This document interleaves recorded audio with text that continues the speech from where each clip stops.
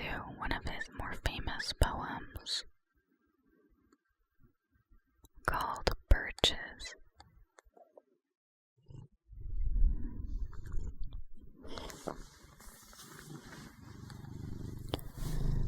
We have a little visitor.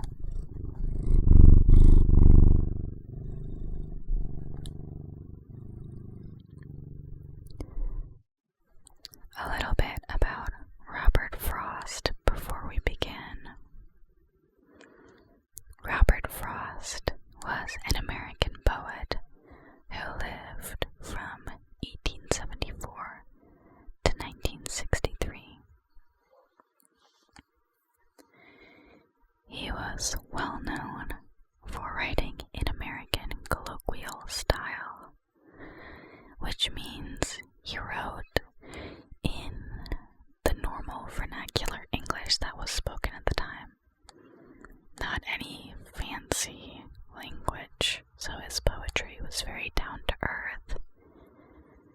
It depicted, as you will find out, a lot of the natural images from New England at the time, and his poems became famous, and some of them contain lines that you may recognize. He even got the nickname the Bard of New England. So,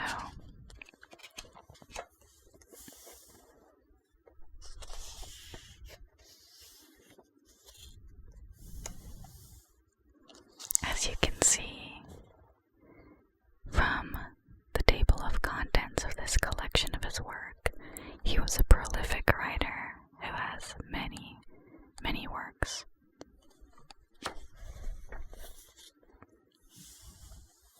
He's my favorite poet because, unlike some other poetry, it doesn't really drag on and on.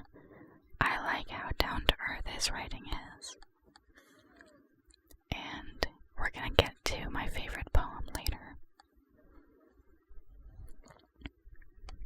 But first, we will start with Mending Wall. Something there that doesn't love a wall, that sends the frozen groundswell under it, and spills the upper boulders in the sun, and make gaps even two can pass abreast. The work of hunters is another thing. I have come after them and made repair, where they have left not one stone on a stone, but they would have the rabbit out of hiding to please the yelping dogs. The gaps, I mean. No one has seen them made or heard them made, but at spring mending time we find them there. I let my neighbor know beyond the hill, and on a day we meet to walk the line and set the wall between us once again. We keep the wall between us as we go, to each the boulders that have fallen to each, and some are loaves and some so nearly balls we have to use a spell to make them balance. Stay where you are until our backs are turned. We wear our fingers rough with handling them. Oh, just another kind of outdoor game, one on a side. It comes to little more. There where it is we do not need the wall. He is all pine and I am apple orchard. My apple trees will never get across.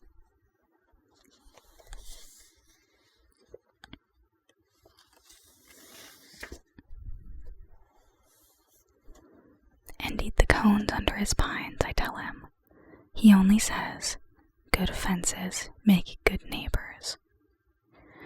Spring is the mischief in me, and I wonder if I could put a notion in his head. Why do they make good neighbors? Isn't it where there are cows? But here there are no cows. Before I built a wall, I'd ask to know what I was walling in or walling out, and to whom I was like to give offense. Something there is that doesn't love a wall, that wants it down. I could say elves to him, but it's not elves exactly, and I'd rather he said it for himself.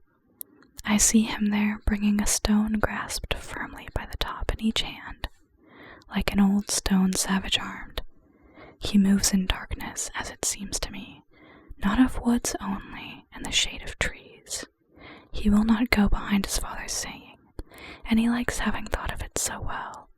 He says again, good fences make good neighbors. From that one, the famous phrase good fences make good neighbors came from. If you've ever heard it before.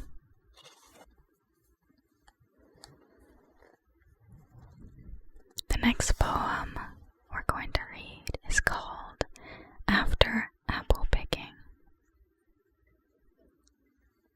My long two-pointed ladder's sticking through a tree toward heaven still, and there's a barrel that I didn't fill beside it, and there may be 2 or 3 apples I didn't pick upon some bough.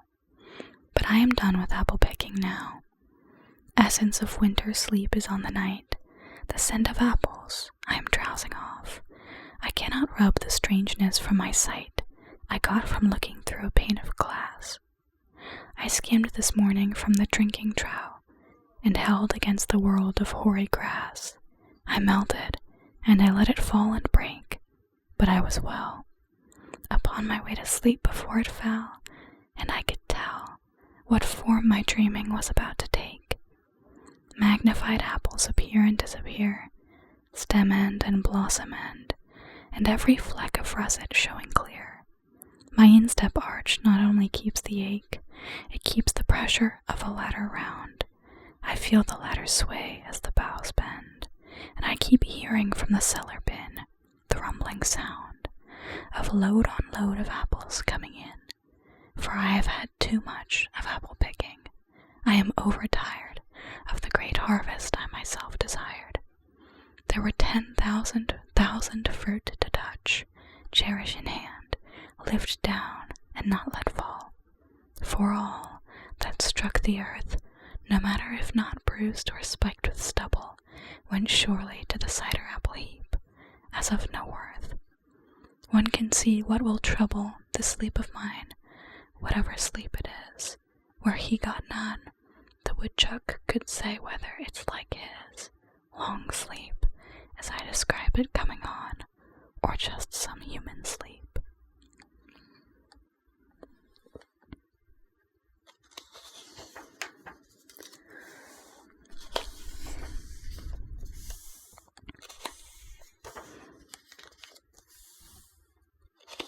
This next poem I am going to find is very, very famous.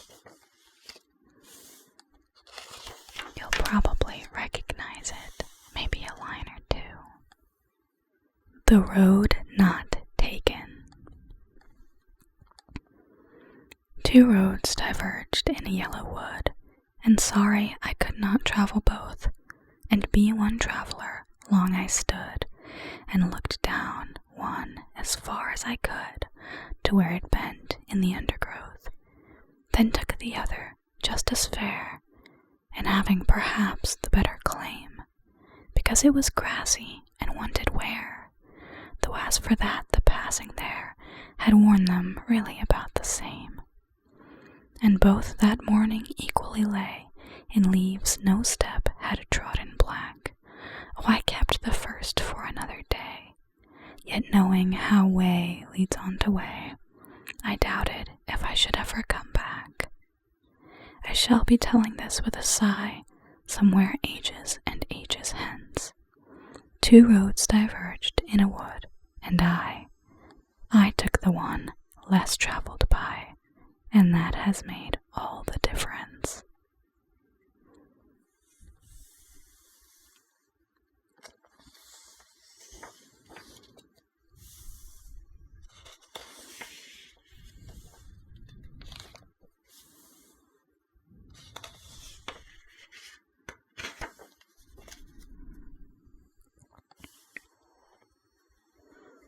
The Oven Bird. There is a singer everyone has heard, loud, a midsummer and a midwood bird, who makes the solid tree trunks sound again. He says that leaves are old, and that for flowers, midsummer is to spring as 1 to 10. He says the early petal fall is past, when pear and cherry bloom went down in showers, on sunny days a moment overcast, and comes that other fall we name the fall.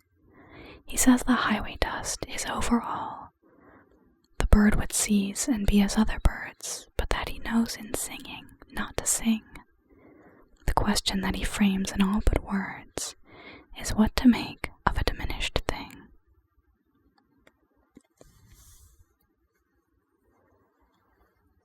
And we have come to birches. Birches.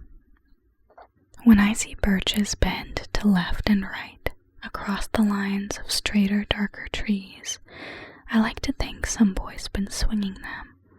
But swinging doesn't bend them down to stay. Ice storms do that. Often you must have seen them, loaded with ice a sunny winter morning after a rain.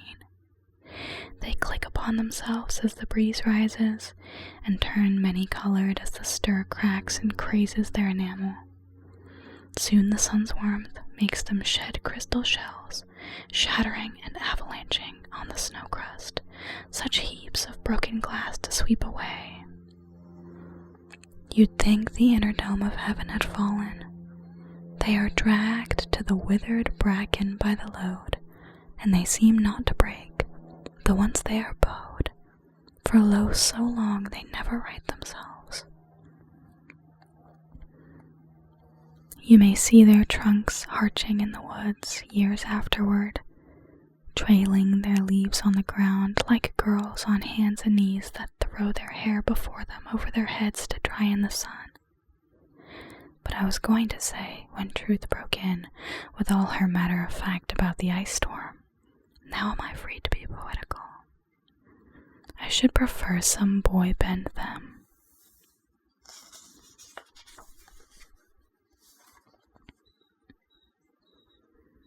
As he went out and in to fetch the cows, some boy too far from town to learn baseball, whose only play was what he found himself, summer or winter, and could play alone. One by one he subdued his father's trees, by riding them down over and over again, until he took the stiffness out of them, and not one but hung limp, not one was left for him to conquer. He learned all there was to learn about not launching out too soon, and so not carrying the tree away clear to the ground. He always kept his poise to the top branches, climbing carefully with the same pains you use to fill a cup, up to the brim, and even above the brim. Then he flung outward feet first with a swish, kicking his way down through the air to the ground. So was I once myself a swinger of birches, and so I dream of going back to be. It's when I'm weary of considerations, and life is too much like a pathless wood, where your face burns and tickles with the cobwebs broken across it, and one eye is weeping from a twig's having lashed across it open. I'd like to get away from earth a while, and then come back to it and begin over. May no fate willfully misunderstand me, and half grant what I wish and snatch me away not to return. Earth's the right place for love. I don't know where it's likely to go better.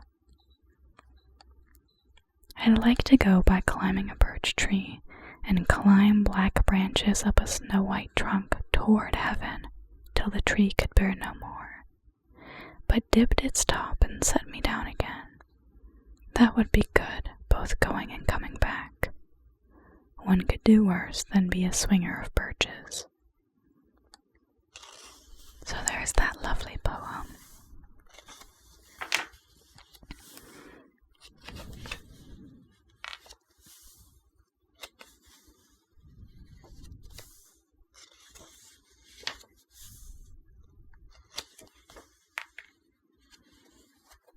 Here we are.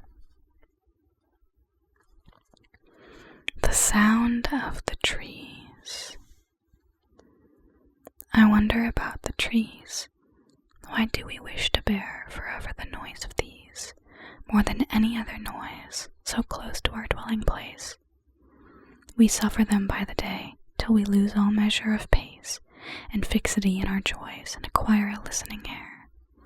They are that talks of going but never gets away, and that talks no less for knowing, as it grows wiser and older, than how it means to stay.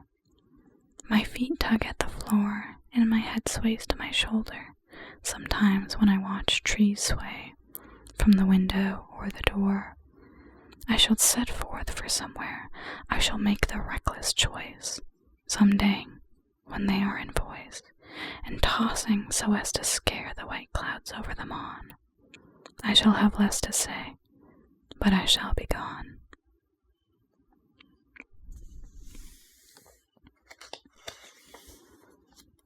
This next poem that I'm searching for is my very favorite poem. It's very short and snappy, but that's why I like it. Fire and Ice. Some say the world will end in fire, some say in ice. From what I've tasted of desire, I hold with those who favor fire. But if it had to perish twice, I think I know enough of hate to know that for destruction, ice is also great and would suffice.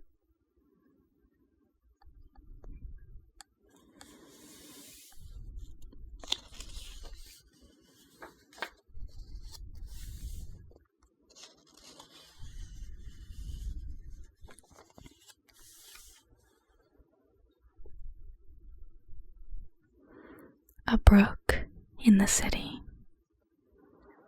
The farmhouse lingers, though averse to square with the new city street it has to wear a number in. But what about the brook that held the house as an elbow crook? I ask as one who knew the brook, its strength and impulse, having dipped a finger length and made it leap my knuckle, having tossed a flower to try its currents where they crossed. The meadow grass could be cemented down from growing under pavements of a town. The apple trees be sent to hearthstone flame. Is water wood to serve a brook the same? How else dispose of an immortal force no longer needed? Staunch it at its source, with cinder loads dumped down, the brook was thrown deep in a sewer dungeon under stone, in fetid darkness still to live and run, and all for nothing it had ever done, except forget to go in fear perhaps. No one would know except for ancient maps that such a brook ran water. But I wonder if from its being kept forever under, these thoughts may not have risen that so keep this new-built city from both work and sleep.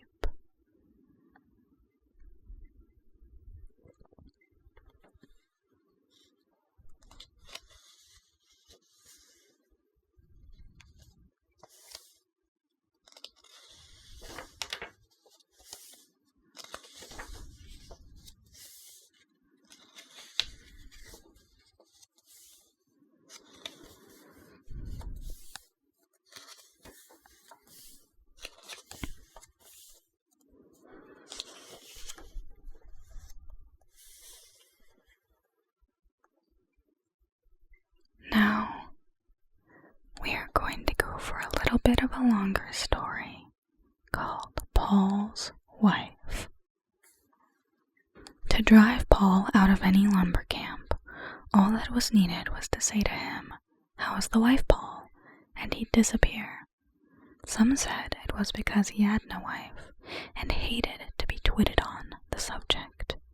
Others because he'd come within a day or so of having one, and then been jilted. Others because he'd had one once, a good one, who'd run away with someone else and left him. And others still because he had one now, he only had to be reminded of. He was all duty to her in a minute. He had to run right off to look her up, as if to say, "That's so, how is my wife? I hope she isn't getting into mischief." No one was anxious to get rid of Paul. He'd been the hero of the mountain camps ever since, just to show them. He had slipped the bark of a whole tamarack off whole, as clean as boys do off a willow twig, to make a willow whistle on a Sunday in April by subsiding meadow brooks. They seemed to ask him, just to see him go, "How is the wife, Paul?" And he always went. He never stopped to murder anyone.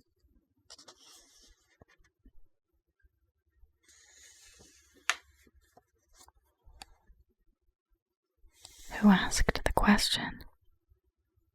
He just disappeared, nobody knew in what direction.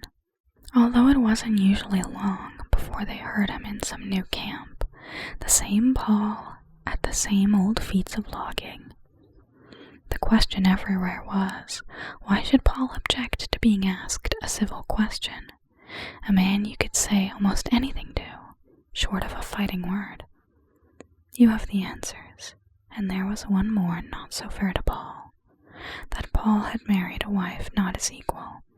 Paul was ashamed of her. To match a hero, she would have had to be a heroine, instead of which she was some half-breed squaw. But if the story Murphy told was true, she wasn't anyone to be ashamed of.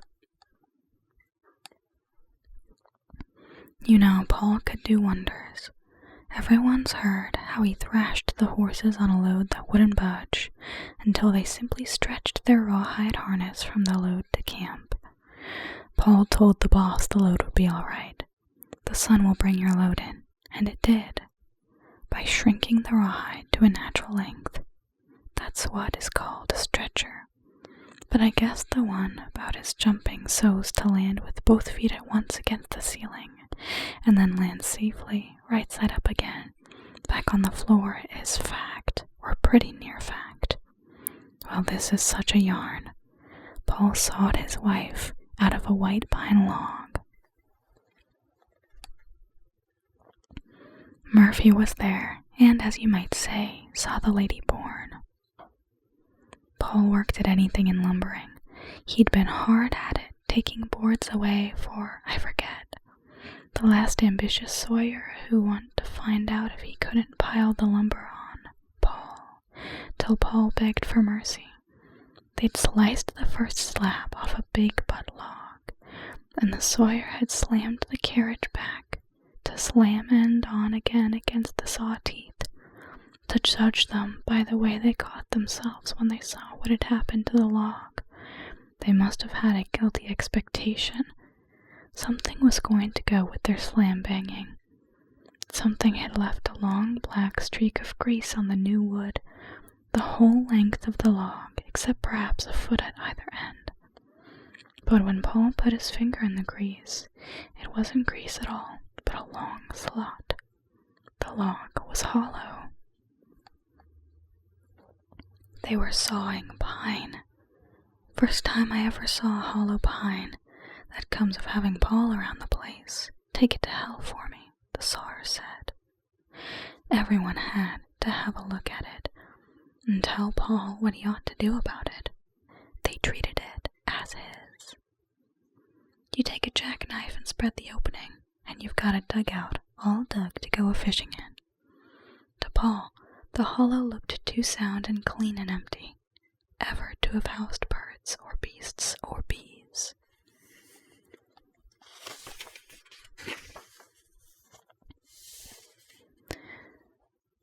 There was no entrance for them to get in by. It looked to him like some new kind of hollow. He thought he'd better take his jackknife too. So after working that evening, he came back and let light into it, and let enough light into it by cutting to see if it was empty. He made out in there a slender length of pith, or was it pith? It might have been the skin a snake had cast and left stood up on end inside the tree. The 100 years the tree must have been growing, more cutting, and he had this in both hands, and looking from it to the pond nearby, Paul wondered how it would respond to water.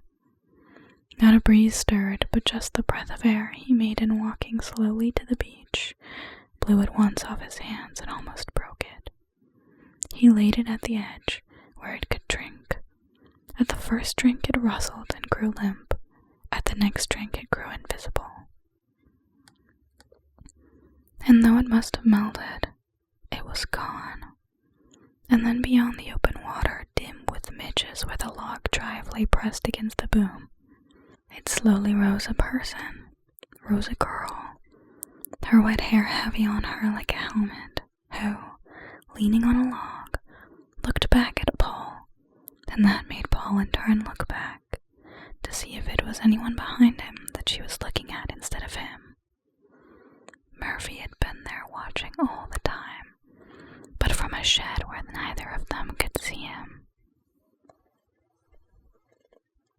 There was a moment of suspense in birth, when the girl seemed too waterlogged to live, before she caught her first breath with a gasp and laughed. Then she climbed slowly to her feet and walked off, talking to herself or Paul, across the logs like backs of alligators, Paul taking after her around the pond. Next evening, Murphy and some other fellows got drunk and tracked the pair up Catamount, from the bare top of which there is a view to other hills across a kettle valley. Then there, well after dark, let Murphy tell it, they saw Paul and his creature keeping house. It was the only glimpse that anyone has had of Paul and her since Murphy saw them, falling in love across the twilight mill pond. More than a mile across the wilderness they sat together, halfway up a cliff, and a small niche led into it, the girl brightly as if a star placed on the place, Paul darkly like her shadow. All the light was from the girl herself, though not a star, as was apparent from what happened next. All those great ruffians put their throats together and let out a loud yell, and threw a bottle as a brute tribute of respect to beauty. Of course the bottle fell short by a mile, but the shout reached the girl and put her light out. She went out like a firefly, and that was all.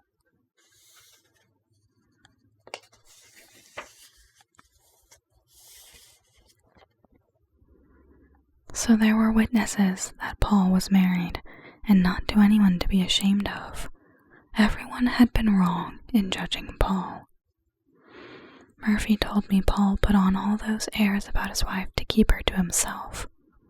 Paul was what's called a terrible possessor. Owning a wife with him meant owning her. She wasn't anybody else's business, either to praise her or so much as name her, and he'd thank people not to think of her. Murphy's idea was that a man like Paul wouldn't be spoken to about a wife in any way the world knew how to speak in.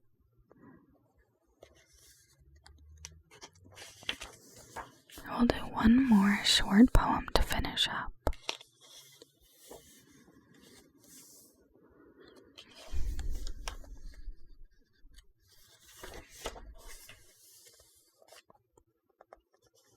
Design. I found a dimpled spider, fat and white, on a white heel all, holding up a moth, like a white piece of rigid satin cloth. Assorted characters of death and blight, mixed ready to begin the morning rite, like the ingredients of a witch's broth. A snowdrop spider, a flower like froth, and dead wings carried like a paper kite. What had the flower to do with being white, the wayside blue and innocent heel all? What brought the kindred spider to that height, then steered the white moth thither in the night? What but designs of darkness to appall, if design govern in a thing so small? And those are all the poems that I prepared to read you from this selection today. Thank you very much for listening along with me today. If you like this video, please consider leaving me a thumbs up or writing a comment below. It means so much to a small channel like this one. Alright, I'll let you rest